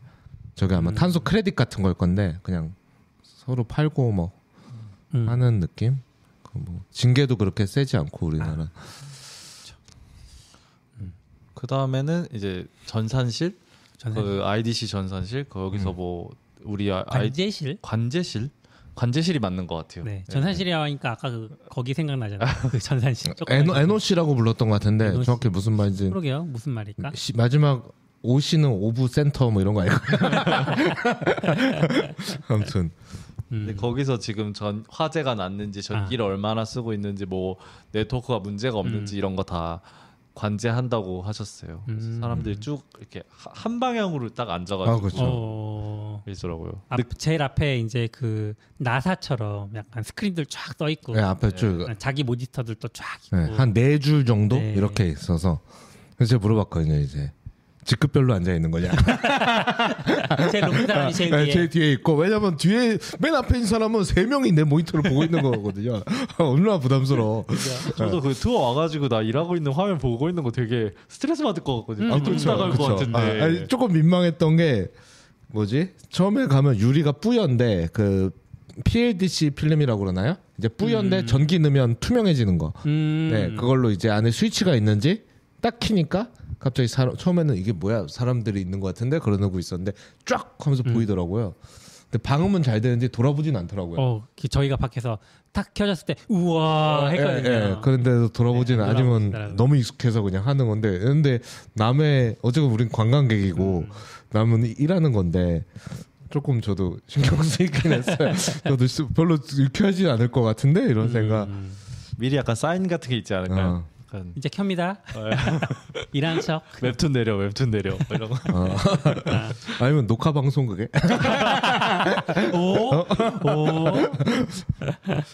NOC는 네트워크 오퍼레이션 센터, 네트워크 운영 센터라고 그러네. 하네요. 그렇지 운영 센터. 근데 사실 거기서 당연히 거기도 많은 일이 있겠지만 그냥 센터를 보면서 좀 시큐리티 같은 거 말고는 무인 같은 느낌이 좀 들었기 때문에 근데 갔는데 사람이 꽤 한 맞아요. 20명? 거기 보기 전까지는. 10대 명 정도 거기서 계시고 그리고 다 뭘 하고 계셔서 뭘 하고 있는 거지? 그러니까 생각해보면 우리도 업무를 하면 그래프 하나 대시보드를 열어놓고 하루 종일 뭘 하진 않잖아요. 그쵸. 딴 일을 하다가 알림이 오면 가서 보는데 여기는 그래서 그 업무가 궁금했어요. 무슨 업무가 여기에 상시 업무란 거 도대체 어떤 걸까? 네. 저도 그래서 궁금해서 여쭤봤는데 이제 투어 가이드 해주신 분께 여쭤봤더니 그분이 하신 말씀은 이제 알람 시스템은 자동화되어 있는데 이제 각각 맡은 파트가 다르다. 24시간 돌아가니까 이제 뭐 3교대나 2교대 하시겠죠? 뭐 어떤 분은 전기만 보고 어떤 분은 뭐 물 공급만 보고 뭐 이런 식으로 각각 맡은 게 다르기 때문에 여러 명이 이렇게 앉아 있는 거대로 이 정도로 설명하시더라고요. 그러니까 여러 명이 앉아 있을 수 있는데 이제 누워서 모니터만 이렇게 봐고 있어도 되는 게 아닌가? 물공급이 대부분은 비슷하지 않을까요? 갑자기 이상할 때만 또 이제 오는데. 계속 임대를 들어오면 뭔가 뭐 그럴 수는 바꿔주거나 뭔가 설계를 또 하거나 해야 되잖아요. 네, 그래서 저는 그분들이 이제 할 일이 없다는 게 아니라 네. 여기에 상시 업무는 도대체 어떤 패턴을 가지고 있을까 이런. 어쨌든 이게 프로세스에서 계속 수동으로도 점검할 것 같아요. 그러는 거 하지 않을까요? 오늘 1번 뭐 물탱크인지 모르게 물 잘 들어오는지 뭐 이런 거 하고 장비 새로 들어온데 이거 내일 어떻게 세팅할 거 이런 거 하지 않으시지? 어디나 행정 업무는 많죠. 근데 되게 루틴한 삶을 좋아하는 사람 입장에서 되게 괜찮아 보이긴 했었어요. 개인적으로. 저도 약간 좀 비슷한 느낌이. 그렇게 강도가 높아 보이진 업무 강도가 높아 보이지 않는다. 그리고 되게 좀 그러니까 그 공간이 그래서 그런지 네. 평온해 보이고 조용해 보이고 막 이렇게 시끄럽거나 번잡스럽고 이런 거 안 좋아하는 사람들은 괜찮을 수 있겠다. 그런 환경이 보통 이제 영화에서 디스토피아로 그려지잖아요. 생각 네, 없이 그쵸. 그냥 왔다 갔다 하면서 월급 받고. 하지만 제때 퇴근해서 이제 가족들과 행복한 삶을 한다면 나쁘지 않은 거. 저런 삶이 그쵸. 네. 저건 뭐 사실 거의 24시간 상주 인력이 돌 테니까 퇴근한 다음에 나한테 전화 오거나 이런 건 없을 거잖아요. 그렇죠. 네. 웬만 사람 아니면. 그리고 제가 소프트 엔지니어라서 그런지 제가 네. 모르는 영역이잖아요. 근데 너무 멋있더라고요, 진짜. 멋있죠. 와, 그 전기 설비랑 네트워크랑 이런 게 너무 신세계여가지고 약간 멋있다. 진짜. 전기랑 뭐 네트워크 선이 엄청 깔끔하게 정리돼 있잖아요. 그러니까요. 와 보면 진짜 정리 좋아하는 사람은 이거 미치겠다 그렇죠. 이런 생각도 했죠. 그래서 임팩트 있다고 생각했어요. 막 통신 설비 엄청 좋은 장비 막 비싼 거. 그 이 안에서 서버가 엄청나게 많은 일을 할 텐데 그 관리해주고 이런 거 신기했던 것 같아요. 근데 그 소개해주신 분이 저희한테 네. 농담해주셨는데 이거 다른 분에도 다 했다고 그러시더라고요. 그 예전에 여기서 스타크래프트 같은 거 많이 했다고. 네. 업무 그렇죠. 시간에? 네. 근데 업무 시간 많이 할 수 되게 있죠. 멋있었던 게 자는 것보다 게임하는 게 나아요라고 말해줬거든요. 근데 그 되게 말이 된다고 생각해요. 저희한테도 똑같이 말했는데. 네. 그래서 사실 관제하는 사람 입장에서 자는 것보다야 게임하고 있다가 옆에서 뭐가 띡띡 울리면 가능성이 바로 좋으니까. 대응하는 게 좋잖아요. 그래서 졸린데 그냥 멍 때리고 있는 것보다 차라리 그렇게 깨어 있도록 하는 거 되게 생산적이라고 생각한 것 같아요. 그래서 현명하다. 스타크래프트를 했다는 걸 보면 나이대가 조금 있으신가 보네요. 이번 판까지만 하고 내려갈게 이러진 않겠죠. 롤이라고 하지 않고 스타크래프트라고. 그렇죠. 깨어 있는 게 낫죠. 그러면은 그 공간에 아까 이제 클라우드 사업자들도 들어가 있다고 하셨는데 AWS도 거기 있는 거예요? AWS 거기 사실 갈 때는 저는 AWS 데이터 센터인 줄 알고 가긴 했는데 네. 저 원래 데이터 센터 가실 분 해서 손들었지 뭐 이렇게 자세한 정보를 주고 간 게 아니었기 하죠. 때문에 네. 갔는데 이제 가보니까 AWS 다이렉트 커넥트 제품이 맞죠? 네. 다이렉트 커넥트 그러니까 IDC랑 제가 알기로는 IDC랑 AWS 그 보통 VPC랑 이제 광랜으로 탁 뚫어주는 거. 예. 보통 뭐 저희처럼 클라우드만 쓰는 데서는 제가 알기로 그렇게 쓰는 건 없고 온프레임이 데이터 센터가 기존에 있거나 하이브리드 운영하거나 이전해야 되면 사실 좀 필요하죠. 네. 근데 저도 안 써봐서 몰라서 그냥 사실 아무데나 그냥 기능 이름을 키면 피어링처럼 뚫는 건 줄 알았더니 그 장비가 있는 것 같더라고요. 네. 그래서 여기는 데이터 센터에는 AWS는 안 들어와 있는 것 같고 AWS, GCP 이런 데는 아직 뭐 나중엔 들어온지 모르겠지만 안 들어와 있는 것 같고 AWS 다이렉트 커넥트 장비가 있어서 여기다가 상면 계약을 해서 렉을 놓으면 그 비용만 내면 AWS로 그냥 바로 그 광란이 뚫려버리는 거죠. 그래서 그러면 엄청 100메가? 빠르게 할 수 있는. 저기는 100메가까지 했다고 자랑했던 것 같은데 회사는 100메가? 네. 그러니까 10메가 BPS 네트워크 말고 저희 100메가넷까지 했다고 자랑도 했던 것 같아요. 그러면 레이턴시가 그 뭐 다른 방식을 사용할 때보다 엄청나게 줄어들어요. 훨씬 그렇겠죠. 다른 방식이면 인터넷 타고 들어가는 것밖에 없잖아요. 그렇죠. 하고 들어가는 것밖에 없죠. 없죠. 네. 그럼 훨씬 빠르겠죠. 호흡도 그러니까 그렇고. 쉽게 생각하면 AWS VPC로 전용선을 뚫는 거랑 그쵸. 같은 거군요. 네. 다이렉트 커넥트 하면은 이그레스 비용 안 나와요? 몰라요. 그건 AWS 프라이싱 보시면 제가 프라이싱 페이지를 찾아보도록 하겠습니다. 프라이싱 보시면 되겠고. 써봐서. 아, 근데 그런 거는 AWS니까 사실 어떻게 할지 모르겠는데 일반적인 IDC 글쎄는 제가 알기로는 보통 인그레스보다 그냥 밴드위스로 계약해서 돈을 내는 걸로 알고 있고 근데 다이렉트 커넥트니까 어떻게 할지 모르겠네요. 좋은 장비 사서 다이렉트 커넥트에 붙여달라고 그렇죠. 해야겠다. 근데 싸진 않을 것 같아요. 딱 느낌에 그게 뭐 싸게 해줄 것 같진 않은 기분입니다. 아무튼 그랬고 그러면은 지금 이제 AWS나 GCP나 모두 자기네 데이터 센터가 어디 있다고는 구체적으로 얘기해주진 않잖아요. 엄청나게 보안을 하는데 근데 알 수 있는 힌트가 있나요? 저 정확하게 어디인지 몰라요. 사실 저는 이번에 갈 때 드디어 내가 AWS의 그러니까 IDC를 보는구나 하고 막 와이프한테 자랑도 하고 갔는데 그건 아니었고 역시 그냥 IDC 구경이었다라고. 네. 근데 재밌었어요. 저도 재밌었어요. 네. 그리고 저도 약간 저런 아무래도 저기가 20년 세가 노하우가 많으니까 저는 그냥 저도 소프트웨어 개발자니까 보통 보면 하드웨어나 저런 쪽에 장애 대응이나 이런 게 훨씬 더 체계적으로 잘 뭐 비행기도 그렇고 오랜 노하우로 돼 있는 것 같더라고요. 그래서 과연 저기도 질문을 하긴 했는데 아주 그렇게 뭐 그 보안이라서 그런지 아주 명쾌하게 대답해 주진 않았는데 과연 저 장비들을 과연 어떻게 테스트할까? 결국 저는 큰 장애들이 대부분 다 준비는 해놨는데 그 장애 상황에 걔가 기대한 것처럼 그 역할을 제대로 못하거나 아니면 그 전에 사건처럼 예상치 못한 또 발생이 있거나 이러면서 결국 문제가 발생한다고 생각하는데 예를 들어 지금은 새 거지만 10년 지났는데 배터리가 좀 노후화됐거나 뭐 이렇게 저기도 밑에 물이 안 들어오면 위에 공랭식을 돌려가지고 이걸 돌린다는데 뭐 파워가 안 된다거나 뭐 고장이 하나 났거나 뭐 이럴 수 있잖아요. 사실 그죠. 뭐 10년 지난다고 하면 그게 사실 매달 장애 나면 검증이 되지만 그래서 사실 이런 데는 그런 걸 사실 어떻게 프로세스화해서 아니면 정기적으로 해서 일부러 전원을 끊고 뭐 터빈을 돌려보고 뭐 기름을 공구해보고 사와보고 이런 걸 하는 걸까 이런 게 너무 궁금했거든요. 그러니까 거의 모든 거에 이중화, 사중화가 다 들어가 있는데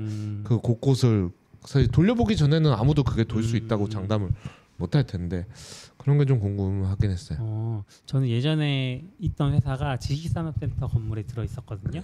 거기도 UPS가 있고 UPS랑 함께 발전기가 있어요. 근데 그 발전기가 한 달에 한 번씩 꼭 시범 운영을 하더라고요.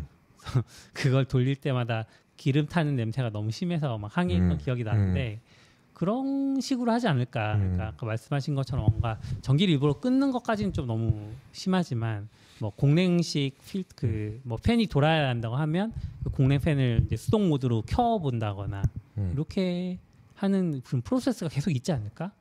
그래서 그분들이 바쁜 거 아닐까? 그렇죠. 그럴 수도 있죠. 네. 그래서 과연 그러니까 저기는 사실 그 안정성이라는 게 제일 중요한 그쵸. 그걸 잃는 순간 쟤네 신뢰가 다 무너지는 거니까 99.999%를 해야 되잖아요. 어떻게 할까? 근데 소프트웨어로 생각하면 저희도 준비는 다 해놓거든요. 근데 장애가 나면 우리가 훈련한 것처럼 순서대로 오지 않고 그냥 다 같이 막 무너지거나 아니면 이거 무너진 게 얘까지 막 범람 막 이렇게 문제가 생기고 막 이렇게 하니까 사실 어려워서 이게 또 그러면서 하나씩 배워가잖아요. 여기도 이거 우리가 이거 필요하네 이렇게 하는데 그거를 맨날 맞아볼 수는 없으니까 좀 그런 게 궁금했다는 얘기였습니다. 저 그래서 배터리 또 똑같은 궁금한 점이었는데 배터리 같은 거 방전된 건 어떻게 확인하지? 뭐 이런 거 궁금했거든요. 부풀면 어떡하지? 근데 뭐 몇 년에 한 번씩 교체한다 그랬어요. 그게 뭐 프로세스로 정해져 있었어요. 딱 몇 년 지나면 교체 이렇게 돼 있는 것 같아요. 유통기한처럼. 근데 또 교체했는데 불량일 수 있잖아요. 그렇죠. 근데 이런 데도 그렇게 하는지 모르겠는데 여기는 오히려 크니까 안 그런가? 옛날에 회사 이렇게 조그만 회사에서 나스를 좀 작은 회사 좀 크게 운영할 때 이제 처음에 나스를 샀을 거 아니에요. 그러니까 하드를 똑같은 시기에 다 사니까 죽는 것도 비슷한 시기에 막 연달아 한 달에 하나씩 막 자꾸 죽어. 그래서 사실 이것도 제대로 올려야면 좀 나눠서 한다고 그러더라고요. 주기를 좀 나눠서 채워서 그래야 좀 생명도 좀 다르게 움직이고. 그래서 아무튼 그런 노하우가 되게 많이 여기 있지 않을까 이 회사들에 뭐 이런. 그렇겠네요. 그러니까 그 관제실에 스타크래프트 하시던 분이 그냥 거기서 짬을 먹는 게 아니라 이런 것들 다 짬 먹는 거죠. 그렇겠죠. 약간 순서적으로 사야 된다. 한 번에 사지 말고 천천히 사 뭐 이런 거 그렇죠. 하고. 스타 실력만 올라가는 게 아니다. 그렇군요.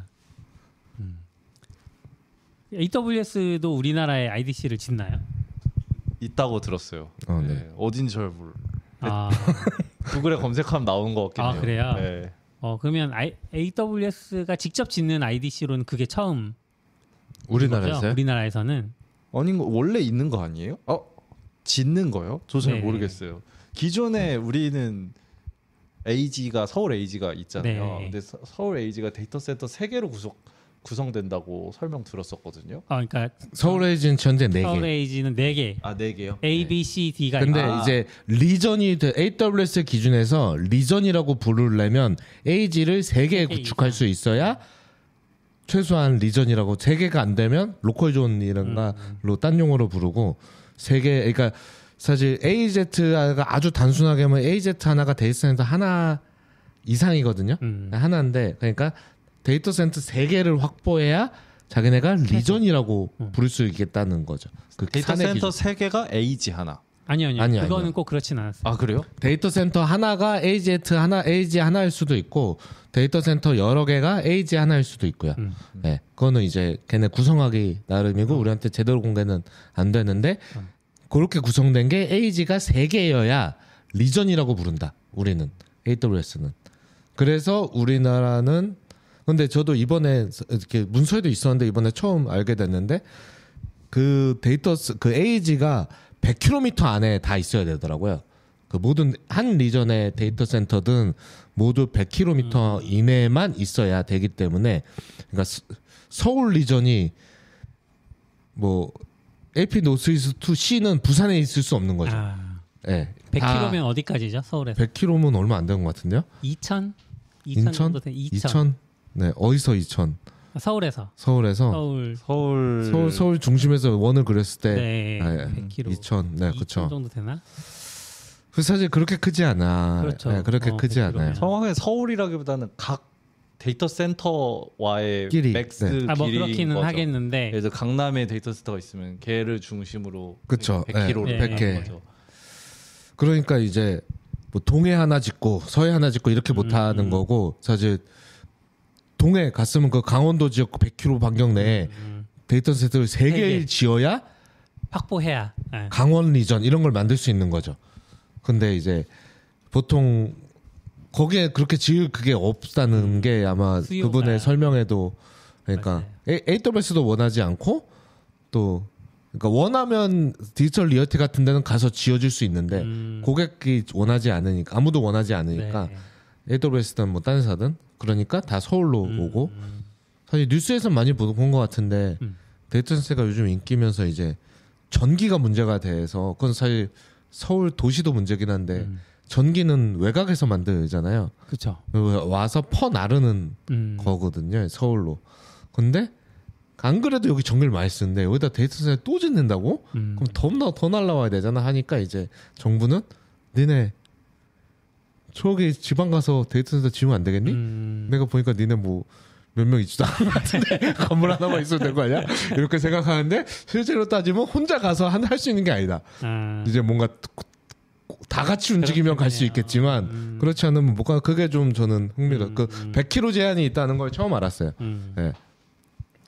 그래서 부산에 리전 하나 생길만 한데 우리가 그쵸. 생각할 때 네, 네. 근데 이제 잘 안 생기는 게 그런 수요가 아직 없군요. 최소 그 정도 규모 되는 게 3개가 만들어져야만 되니까 3개 쉽지 않다. 서울 부산 간 정도면 그래도 레이턴시 차이 좀 있겠죠? 좀 있죠. 있겠죠. 네. 그런 거. 마이크로소프트였나가 부산에 하나 있는 것 같아. 그런 얘기 들은 것 같긴 한데 저도 얘기하신 거 들은 것 같은데 제가 기억이 안 나. 근데 거의 뭐 기준이 다를 수는 있긴 하죠. 네. 제주가 잘 됐으면 제주에 한때 IT 업체들이 많이 갔었잖아요. 네. 그게 이제 활성화가 잘 됐으면 제주에는 리전이 하나 생겼을 법한데 지금은 망했네요. 좀 웬만했죠? 지금은 다 빠져 나왔잖아요. 아, 그래? 거의 안 남아 있을 걸요. 회사들. 회사들이 있어야 또 수요가 있는 거니까. 그렇죠. 근데 또 우리나라 해적 케이블 같은 거 돌아다니는 거 보면 부산 쪽으로 부산이랑 도쿄 쪽으로 가고 인천 쪽으로 들어오고 막 이런 식으로 들어온 우리나라에는 부산이 거기라고 했어요. 그 육양국이라고 했어요. 아 예. 네. 그렇죠. KT가 관리하는 거 아니에요? 그렇겠죠. 네. 저도 그렇게 알고 있어요. 네. 우리나라는 다 그거 외국 나갈 때는 KT 타고 멍 타고 갈 수밖에 없는. 그래서 우리 데이터 센터는 부산 그 도쿄 쪽으로 가서 건너가거나 아니면 싱가포르 쪽으로 가거나 뭐 이런 식으로 돼 있더라고요. 네, 그렇죠. 네. 우리 위로 못 가니까 육지가 막혀 있죠. 육지가 막혀 있어. 사실 육지에 연결돼 있는데 막혀 있는 거나 마찬가지라서.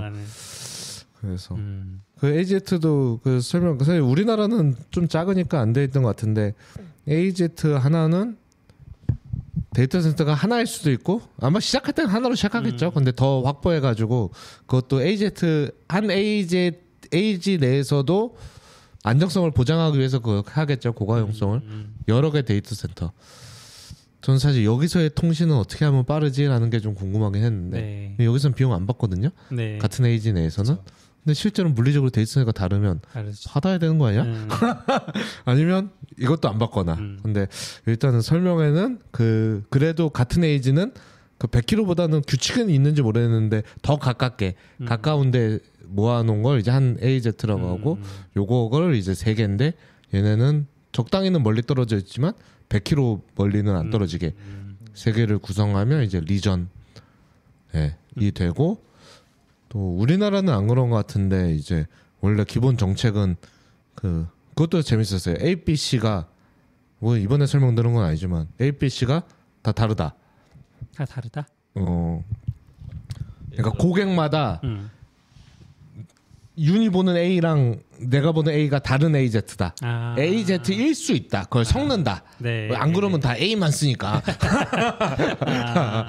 다 이렇게 섞어서 사를 그러니까 A 장해놨어라고 하면 다 A가 난 괜찮은데 난 C가 장해놨네 이럴 수 있다는 거죠.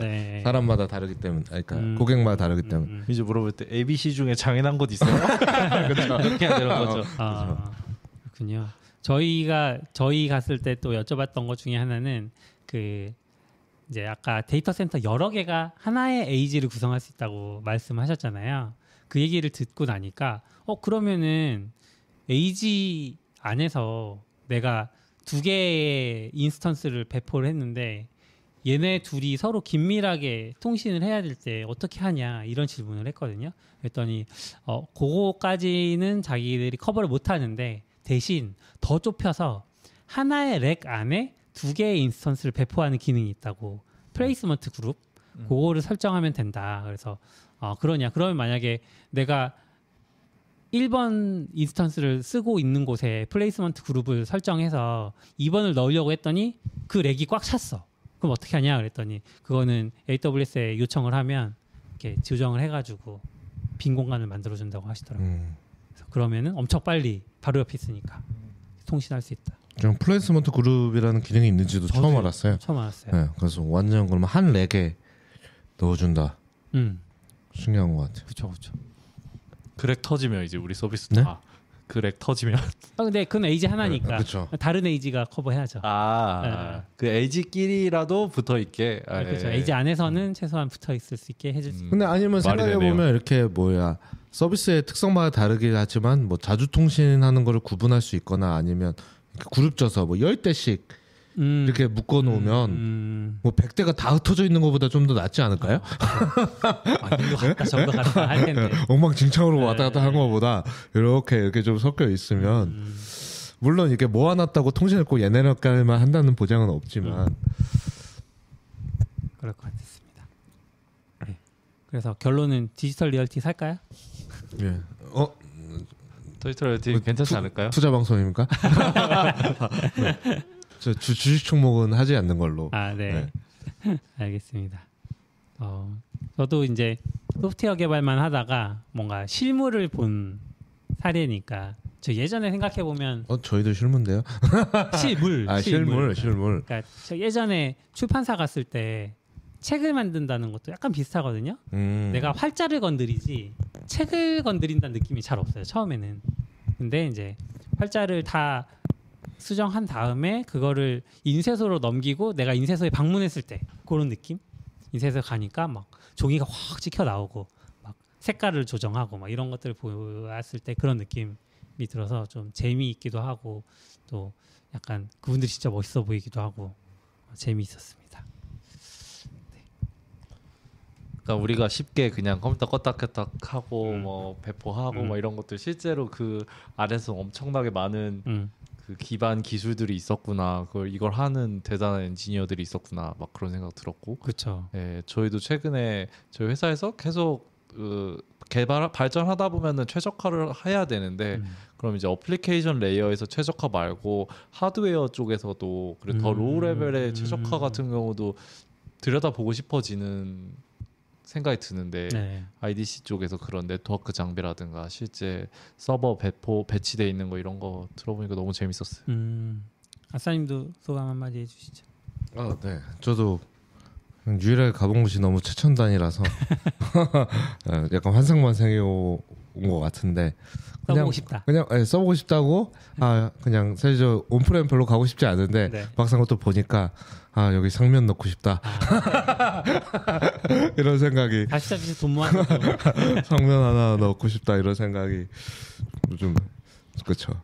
약간 어떻게 보면 웃기게 뭐 이렇게 일상생활에서 이제 좋은 집 살고 싶어 하는 것처럼 또 IT라서 그런지 또 그런 걸 보니까 여기 상면 넣은 게 뭔가 우리 가치를 증명하는 것 같기도 하고 이런 생각이 좀 들게. 알겠습니다. 네, 오늘 IDC 이야기 좀 했는데 클라우드 시대 IDC라는 게 또 전혀 쓸모없는 게 아니었다. 오히려 이렇게 기반 시설로서 더 중요한 그런 느낌들을 가지면서 재미있게 살펴봤던 것 같습니다. 혹시 기회 되시면 IDC 방문할 기회들을 많이 가보시면 좋을 것 같습니다. 더 하실 얘기 없으면 여기서 마칠까요? 네. 네, 들어주셔서 감사합니다. 수고하셨습니다.